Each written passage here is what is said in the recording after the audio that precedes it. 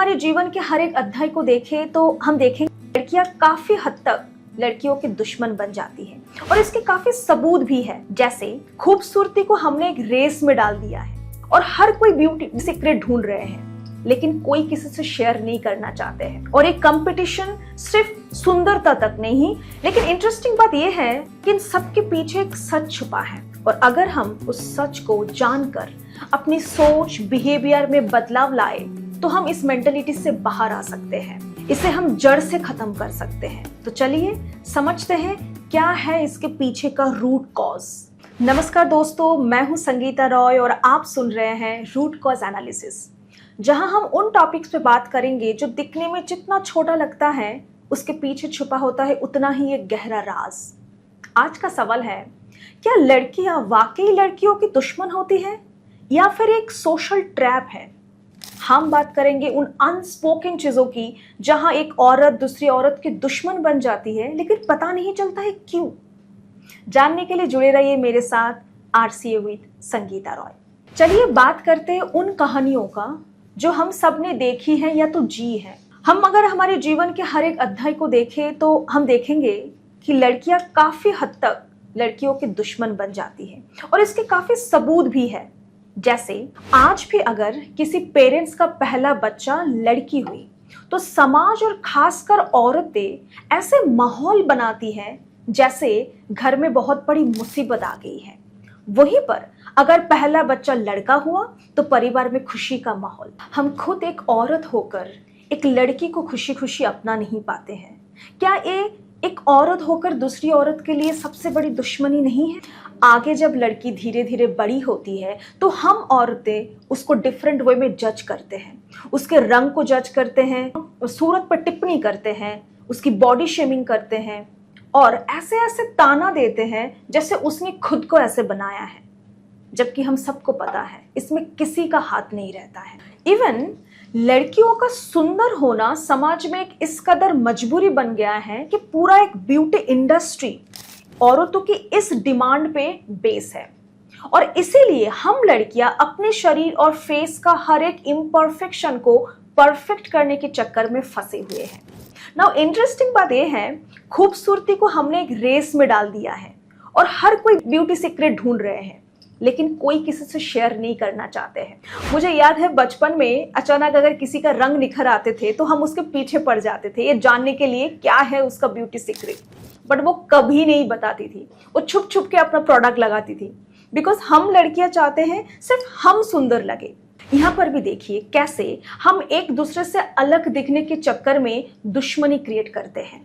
और ये कंपटीशन सिर्फ सुंदरता तक सीमित नहीं है, ये जजमेंट लड़की की जिंदगी की हर मोड़ पे उसके पीछे पीछे चलते रहते हैं। बचपन से लेकर शादी, हम सब ने देखा है, हम जब बड़े हो रहे थे हमारे शादी को लेकर सबसे ज्यादा फिक्र हमारे आस पड़ोस के आंटी, हमारे रिलेटिव्स में रहे औरतों को सबसे ज्यादा होते थे। लेकिन एक एस्पेक्ट को समझिए, जिन्होंने शादी किया है उन सबको पता है शादी के बाद कितना रिस्पॉन्सिबिलिटी आता है, कितने सारे रेस्ट्रिक्शन लगाए जाते हैं। इन शॉर्ट हमारे फ्रीडम को छीना जाता है। फिर भी कभी अपने औरतों को सुना है ये सलाह देते हुए कि पढ़ाई कर लो, करियर पे फोकस करो, शादी ब्याह तो आज नहीं कल हो ही जाएगा? पता है क्यों नहीं बोलते हैं वो ऐसा? क्योंकि शायद उनके लाइफ में भी कोई एस्पिरेशन नहीं है, उनका भी शादी उनके मर्जी के खिलाफ कम उम्र में कर दिया गया था और वो भी चाहते हैं वो ट्रैप आगे भी बढ़े और हम सब भी उसी ट्रैप में फंसे रहे। ये एक दुश्मनी नहीं तो क्या है? अब आते हैं सबसे इंटरेस्टिंग पॉइंट पर, जहां औरत के बीच दुश्मनी सबसे ज्यादा नजर आते हैं, वो है सास बहू का रिश्ता, इवन ननंद भाभी का भी। शादी के बाद जहां एक माँ समान सास अपनी बेटी समान बहू से जेलस फील करते हैं, उसे कंट्रोल करने की कोशिश करते हैं, दूसरे घर की बहुओं से उनका कंपेयर करते हैं। इवन उसके हस्बैंड अगर कुछ गलती करे तो फिर बहू को सुनना पड़ता है, आगे जाके बच्चे गलती करे तो भी उसे सुनना पड़ता है।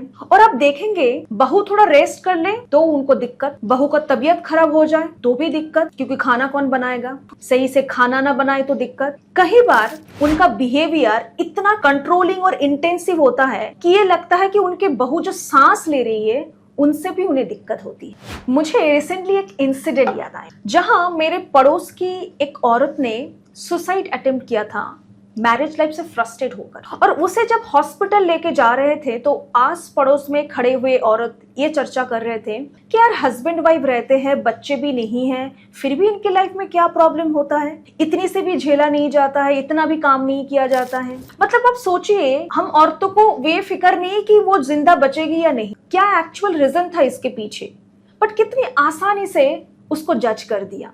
मुझे लगता है ये एक सोशल कंडीशनिंग है, जहां इस संसार में हुए गए हर एक प्रॉब्लम का एक ही जिम्मेदार होते हैं, वो है लड़कियां। ये सारे कहानियां जो मैंने बोला, ये सिर्फ कहानी नहीं है, ये हमारी सच्चाई का दर्पण है। और ये सवाल को फिर से उभरता है कि क्या लड़कियां वाकई लड़कियों की दुश्मन होती है या उन्हें ऐसा बना दिया गया है। लेकिन इंटरेस्टिंग बात यह है कि इन सब के पीछे एक सच छुपा है, और अगर हम उस सच को जानकर अपनी सोच बिहेवियर में बदलाव लाए तो हम इस मेंटलिटी से बाहर आ सकते हैं, इसे हम जड़ से खत्म कर सकते हैं। तो चलिए समझते हैं क्या है इसके पीछे का रूट कॉज। इसके पीछे का सच छुपा है पेट्रियार्कल सोसाइटी की जड़ में। पहले समझते हैं कि ये पेट्रियार्कल सोसाइटी कैसे बना। चलिए सबसे पहले चलते हैं ह्यूमन हिस्ट्री की शुरुआत पर, जब इंसान जंगलों में रहा करती थी, शिकार करते थे, और जिंदा रहना उस टाइम पे उसके लिए मेन गोल था। उस टाइम पे जिसकी बॉडी ज्यादा स्ट्रांग थी उसकी बात मानी जाती थी। तो मर्दों का फिजिकली स्ट्रांग होना उसे हर जगह से सुपीरियर बना दिया, और औरतों को घर पे रखा गया ताकि वो घर संभाल सके, लेकिन उसे फैसला लेने का हक नहीं दिया गया। इसी थॉट पर हमारे धर्म ने स्टैम्प लगा दिया, ये बोलकर कि औरतों को आजादी का अधिकार नहीं है, औरत का काम है सेवा और समर्पण। तो महिलाओं को एजुकेशन से दूर रखा गया। जब आपको नॉलेज ही नहीं मिलेगा तो आप कैसे सही और गलत में फैसला करेंगे। और ये साइकिल रिपीट होता गया, एक जनरेशन से दूसरी जनरेशन तक, और आज तक भी। लेकिन आज के टाइम में जहां दुनिया इतनी तरक्की करी, आगे बढ़ा, फिर भी ये पेट्रियार्की जिंदा क्यों है? क्योंकि ये सिस्टम हमारे कल्चर, लैंग्वेज, एजुकेशन और मीडिया में घुस चुका है।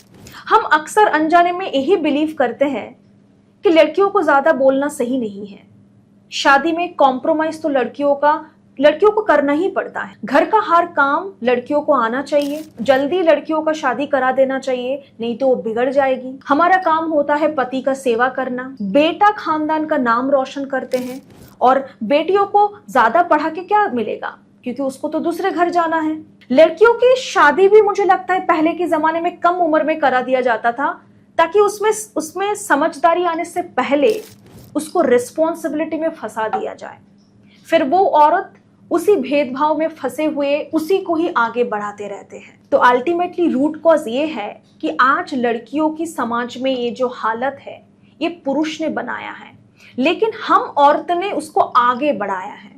जैसे एक सरकार रूल बनाते हैं और हम फॉलो करते हैं, और इन सारे इश्यूज पे तेल डालने का काम करता है टीवी सीरियल्स, मूवीज, जहां लड़कियों के बीच बनाई गई इस दुश्मनी को सेंसेशनल बना के दिखाया जाता है, जैसे लड़कियों का काम ही है दूसरी औरतों से लड़ना।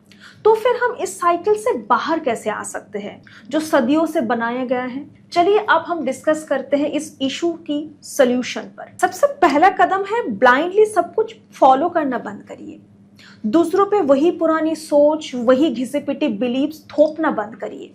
हमें खुद से ज्यादा सवाल करना चाहिए कि हम ये क्यों कर रहे हैं, किस लिए कर रहे हैं। पेट्रियार्की आज तक जिंदा है क्योंकि हम औरतों ने उसे जिंदा रखा है।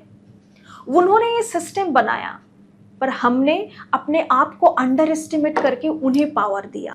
और अब अगर इस साइकिल को तोड़ना है तो हमें लड़कियों से दुश्मनी नहीं, दोस्ती करनी पड़ेगी। उनकी तकलीफ को समझना होगा, उनकी मदद करनी होगी, और वो जब आगे बढ़े तो उनको सपोर्ट करना होगा। हमें समझना पड़ेगा औरत की असली ब्यूटी उसकी ग्रोथ, स्ट्रेंथ और सपोर्ट देने की कैपेसिटी में छुपा है। मैंने जितना भी सिचुएशन पहले शेयर किया है वो सब पे लागू नहीं होता है, क्योंकि ऐसे बहुत सारे औरतें हैं जो उस साइकिल को ऑलरेडी तोड़ दिए हैं, और वही एक्सेप्शन हमारी उम्मीद है। क्योंकि जब लड़कियां दूसरी लड़कियों की सपोर्ट बनती है तो वो हर नामुमकिन काम हमारे लिए मुमकिन बन जाती है। इसीलिए लड़कियां आज चांद पर भी है, रिसर्च सेंटर पे भी है, आर्म फोर्स में है और वो हर जगह में है जहां उनके लिए होना पहले इम्पॉसिबल लगता था। और इसको पॉसिबल करने के लिए उनके लाइफ में जुड़ा है बहुत सारी औरतों की सपोर्ट। ये कहना भी गलत होगा कि लड़के सपोर्ट नहीं करते हैं, वो हमारे दुश्मन हैं, हमें उनसे नफरत करना चाहिए, बिल्कुल भी नहीं। अगर हम ऐसा सोचने लगे तो हम वही सोशल कंडीशनिंग और टॉक्सिक साइकिल को और गहरा बना रहे हैं, जिससे हम निकलना चाहते हैं, हम उसी को फिर से रिपीट करेंगे। आजकल हमने देखा है बहुत सारी लड़कियों ने फ्रस्ट्रेशन में पुरुषों को दुश्मन बना बैठा है, लेकिन हमें समझना होगा एक समाज के लिए हर किसी का जरूरत है, हम सबकी जरूरत है। हमें सिर्फ वो भेदभाव को खत्म करना है जो पेट्रियार्की के जरिए शुरू हुआ था। मैं अपनी पर्सनल लाइफ का कुछ एग्जाम्पल्स शेयर करती हूँ जहाँ काफ़ी औरतों ने मुझे सपोर्ट किया है। मेरे घर की कोई भी लड़की आज तक बाहर जाके काम नहीं किया है, लेकिन मैंने किया, मैं करती हूँ क्योंकि मेरी मम्मी, मेरे सिस्टर ने मुझे सपोर्ट किया, मेरे हस्बैंड ने भी मुझे सपोर्ट किया। इवन आफ्टर मैरिज मेरे सासू माँ मुझे कभी ये नहीं बोला कि मेरी बहू घर में रहेगी, घर का काम करेगी, हम लोगों की सेवा करेगी, बल्कि उन्होंने हमेशा मुझे बोला है कि हम इतने बूढ़े नहीं हो गए हैं कि हम खुद के देखभाल नहीं कर सकते हैं, तुमको जिंदगी में कुछ और बड़ा करना चाहिए। उन्होंने हमेशा मुझे इंस्पायर किए हैं और वो होता है असली सपोर्ट, जिसकी वजह से मैं आज आप सबके सामने। सिमिलरली मैं जब मेरी दोस्तों से बात करती हूँ तो वो बोलते हैं संगीता टाइम हो गया, you should plan for baby. और ऐसे ही मेरे एक दोस्त है जो मैरिड है, जिसकी एक बच्ची भी है, लेकिन वो मुझे कभी इस तरह का सलाह नहीं देते हैं। वो हमेशा बोलते हैं कि संगीता पहले तो स्ट्रांग बन जा, फैमिली प्लानिंग तो बाद में भी कर सकती है। ये होता है असली एम्पावरमेंट, जहां वो उसने खुद जो झेला है अपने लाइफ में, वो नहीं चाहते हैं वो मैं झेलूं या वो आगे बढ़े। वो लड़की जिन्होंने खुद मुश्किलें झेले हैं लेकिन वो मुझे वार्न करती है, ये होती है असली एम्पावरमेंट। और ऐसे काफी सारे एग्जाम्पल आपको मिल जाएंगे जहां पे एक लड़की दूसरे लड़की की स्ट्रेंथ बनी। तो अगर आप आगे बढ़ चुकी हैं, दूसरी लड़कियों को भी आगे बढ़ने का मौका दीजिए या फिर उसको हेल्प करिए। आपस में कंपटीशन नहीं, कोलैबोरेशन ढूंढिए। किसी के स्ट्रगल को समझिए, उनके जीत के हिस्सा बनिए। जब आप माँ, दीदी, चाची, आंटी या किसी भी रोल प्ले करेंगे तो न्यू जनरेशन को पुरानी जेलसी नहीं बल्कि न्यू वैल्यू सिखाइए। इवन ऐसे एक मूवी भी है जो मेरे दिल की बहुत करीब है, 2006 में बनी गई वो मूवी डोर, जो एक मास्टरपीस है, जो दिखाती है लड़कियों की सपोर्ट एक दूसरे को कहाँ तक पहुंचा सकती है। मैं रिक्वेस्ट करूंगी आप सब उस मूवी को जरूर देखिए। और सबसे इम्पॉर्टेंट बात, अगर आप भी कभी इस टॉक्सिक साइकिल का हिस्सा रही है तो गिल्ट को साइड रखिए और आज से छोटी छोटी जगह पे हीलिंग शुरू करिए।